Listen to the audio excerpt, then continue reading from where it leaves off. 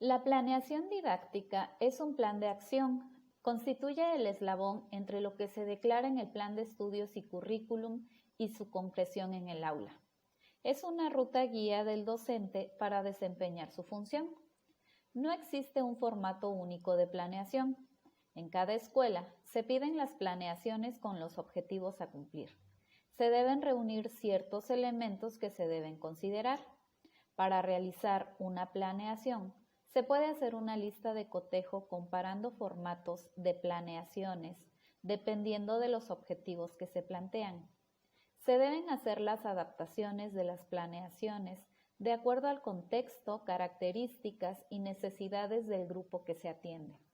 Para planificar, el docente se debe apoyar en la guía técnica del docente, plan de estudios y libros de texto.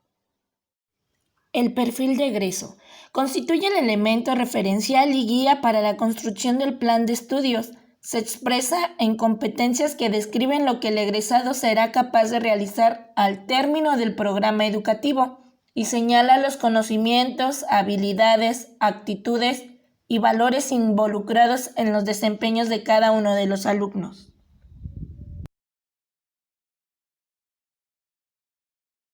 Este se ve reflejado como competencias a desarrollar en la planeación didáctica. Aprendizajes esperados o claves.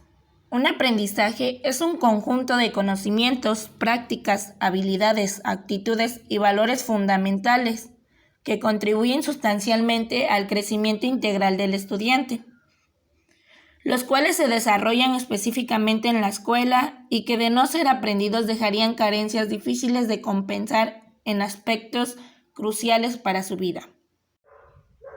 Estos se ven reflejados en la planeación y el ejemplo es: escribe textos narrativos con su imaginación inspirándose en su tradición.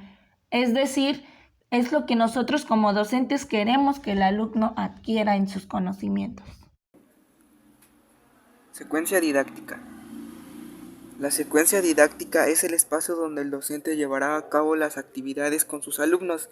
Estos son juegos, trabajos, actividades en equipo, etc.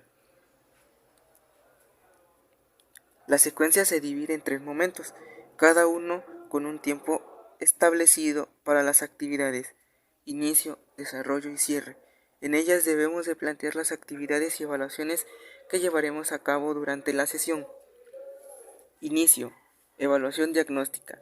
Se presentará el tema y le debemos de aclarar cómo es que lo presentaremos mediante videos, exposiciones, etc. Debemos de motivarlos para justificar el por qué debemos de trabajar el tema. Teniendo la atención de los alumnos, se procederá con el desarrollo. Desarrollo. Evaluación formativa. De igual manera presentaremos otras actividades un poco complejas. Aquí veremos si el alumno desarrolló sus conocimientos acerca del tema, si aprendió o no acerca del tema. Seguido de eso es la aplicación de los contenidos. En ella el docente buscará la práctica e integración del grupo para llegar a una exposición de ideas nuevas. Cierre. Evaluación sumativa. Se revisará nuevamente el tema. Se dará un pequeño resumen o conclusión del mismo. También se dará una retroalimentación del tema y con esto concluiremos la secuencia didáctica. Pregunta generadora. Es aquella que se plantea a los alumnos al inicio del tema o situación de enseñanza, con la finalidad de generar y facilitar el aprendizaje. Por ejemplo, ¿qué diferencia hay entre un chiste y un cuento? Conflicto cognitivo. Trata de presentarle al estudiante situaciones que su concepción actual no es capaz de explicar o plantearles la posibilidad de predecir.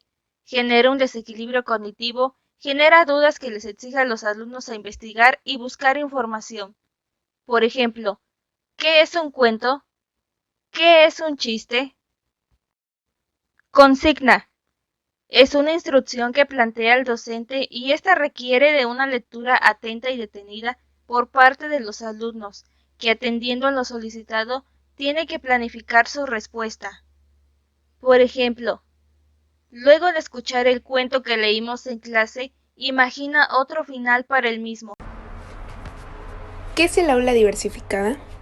Hablar de la educación nos coloca en un enfoque inclusivo que permite entender la diversidad, que si bien las actitudes del profesor ante las prácticas deben tener un giro donde los alumnos sean el actor de su propio aprendizaje, considerar las planeaciones que entiendan en todo alumnado. En el aula diversificada, el profesor diseña cuidadosamente las instrucciones en torno a los principios, habilidades y conceptos básicos de cada asignatura. Intenta que los alumnos dejen la clase con una idea de principios y habilidades. En el aula diversificada, la educación es un proceso continuo que sirve de diagnóstico. Su propósito es proporcionar día a día información a los profesores sobre las capacidades de los alumnos en ciertas áreas, sus intereses y sus perfiles como aprendientes. Los objetivos de la transversalidad establecen metas de carácter comprensivo y genera para la educación escolar referencias al desarrollo personal, integral, moral y social de los estudiantes. Se trata de los objetivos cuyo logro dependen de totalidad de los elementos que conforman la experiencia escolar. El currículo dará la pauta del docente para poder adecuar la planificación de acuerdo al perfil de egreso que se pide en el plan de estudios, para saber si alcanzamos los aprendizajes esperados. La evaluación sistemática nos permite identificar cuáles son los avances y las fallas que han tenido, para poder adaptar métodos y estrategias de acuerdo a las características y necesidades individuales o colectivas de cada alumno.